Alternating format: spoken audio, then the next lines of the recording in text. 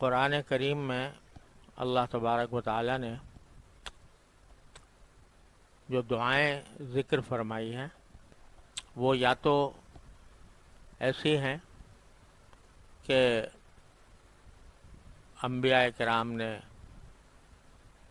یا ملائکہ نے دعائیں مانگی ہیں، ان کا ذکر فرمایا ہے، یا پھر کسی دعا کے بارے میں تعلیم دی ہے کہ تم ایسی دعا کیا کرو. تو انہی کا بیان کچھ عرصے سے چل رہا ہے. اللہ تبارک و تعالی اپنے فضل و کرم سے ہمیں صحیح طور پر مانگنے والا بنا دے. بندے کی سب سے بڑی کامیابی یہ ہے کہ وہ اللہ تبارک و تعالیٰ کے حضور منگتا بن جائے. اردو میں منگتا اس شخص کو کہتے ہیں. اب تو اردو بھی لوگوں کو سمجھ میں نہیں آتی. منگتا اس شخص کو کہتے ہیں جس کو عادت پڑی ہوئی ہو مانگنے کی. عام طور سے فقیر ہوتے ہیں بہت سے، تو ان کی عادت ہی ہے مانگنے کی، ان کو کہتے ہیں منگتا. تو اللہ تبارک و تعالی مانگنے کا عادی بنا دے. اللہ تبارک و تعالی سے اپنی ہر حاجت چھوٹی بڑی اللہ تعالی سے مانگنے کی عادت پڑ جائے تو انسان کی سب سے بڑی کامیابی ہے. ہمارے حضرت حکیم الامت قدس اللہ تعالی سرہ، اللہ تعالیٰ ان کے درجات بلند فرمائیں، وہ ایک مرتبہ اسی طرح دعا کی فضیلت بیان فرما رہے تھے کہ بھئی مانگنے والا چاہیے، دینے والے کے ہاں کوئی کمی نہیں. مانگنے والا چاہیے تو اللہ تعالیٰ کے ہاں دینے میں کوئی کمی نہیں. کسی نے کہا بھی ہے، کوئی جو ناشنا سے ادا ہو تو کیا علاج، ان کی نوازشوں میں تو کوئی کمی نہیں.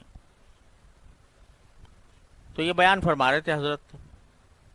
تو حضرت مجذوب صاحب جو حضرت کے خاص خلیفہ بھی تھے اور بڑے منہ چڑھے مرید تھے، تو انہوں نے حضرت سے عرض کیا کہ حضرت، ہاں یہ فرمایا تھا حضرت نے، کوئی جھولی پھیلانے والا چاہیے، دینے والے کی کوئی کمی نہیں ہوتی.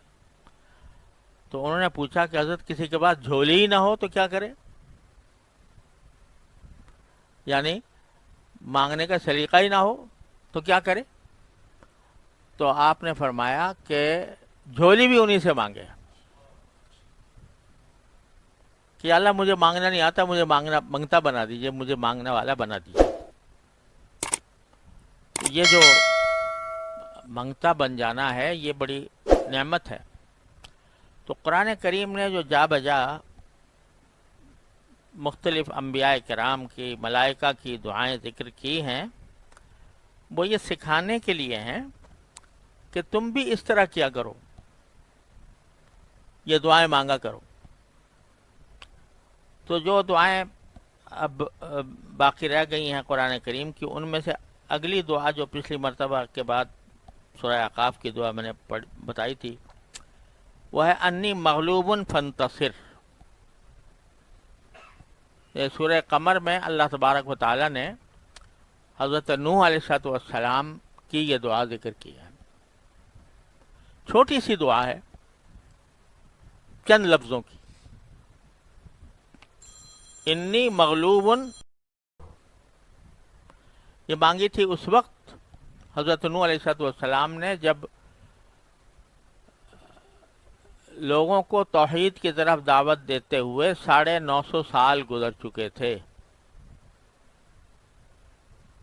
950 سال. اللہ تعالیٰ نے عمر بڑی طویل عطا فرمائی، اسی لیے مثال دی جاتی ہے عمر نوح.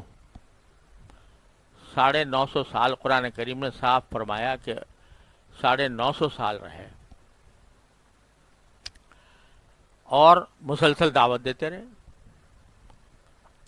مگر قوم تھی کہ ماننے پر نہیں آتی تھی. اور دھمکیاں دیتی تھی کہ اگر تم نے یہ سلسلہ جاری رکھا، ہماری دین کے خلاف نیا دین لے کر آ گئے، تو ہم تمہیں پتھر ماریں گے، ہم تمہیں نکال باہر کریں گے، خدا جانے کیا کیا دھمکیاں دیتے تھے۔ اس موقع پر حضرت نوح علیہ السلام نے یہ دعا فرمائی کہ انی مغلوب فانتصر،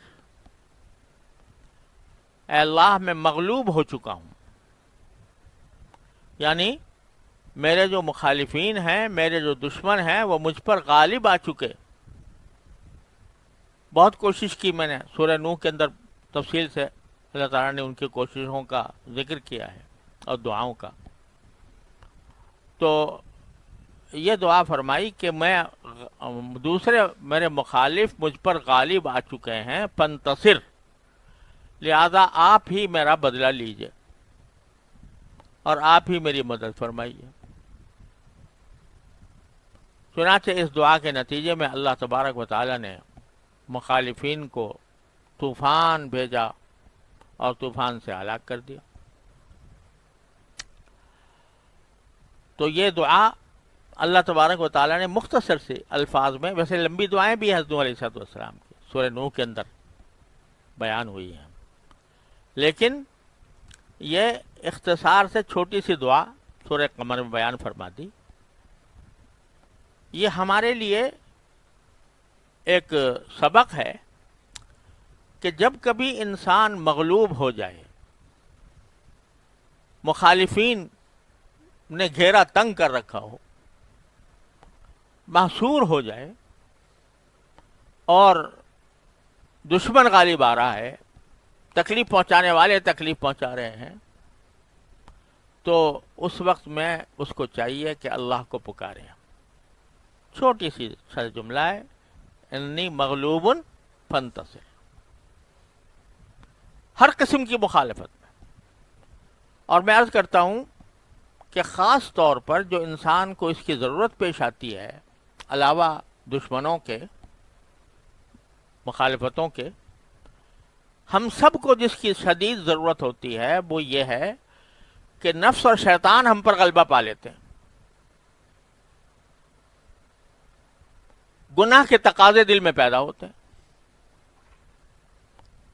شیطان بہکاتا ہے، کہتا ہے کہ فلاں گناہ کر لو، نفس بہکاتا ہے کہ وہ لذتوں کا طالب ہے، تو لذتوں کی طرف آدمی کو بہکا کر لے جاتا ہے۔ یہ آنکھ سے لذت لے لو، ایک نامحرم کو دیکھ لو، آج کل تو اللہ بچائے جو اسباب جو ہے نگاہوں کے، گناہوں کے اسباب اتنے پھیل گئے ہیں چاروں طرف، اور اتنے پھیل گئے ہیں کہ آدمی کو اپنا ایمان بچانا مشکل ہو گیا ہے۔ یہ جو ٹیلی فون ہاتھ میں آ گیا، اس میں اللہ بچائے ساری دنیا کی غلاظتیں جمع ہیں۔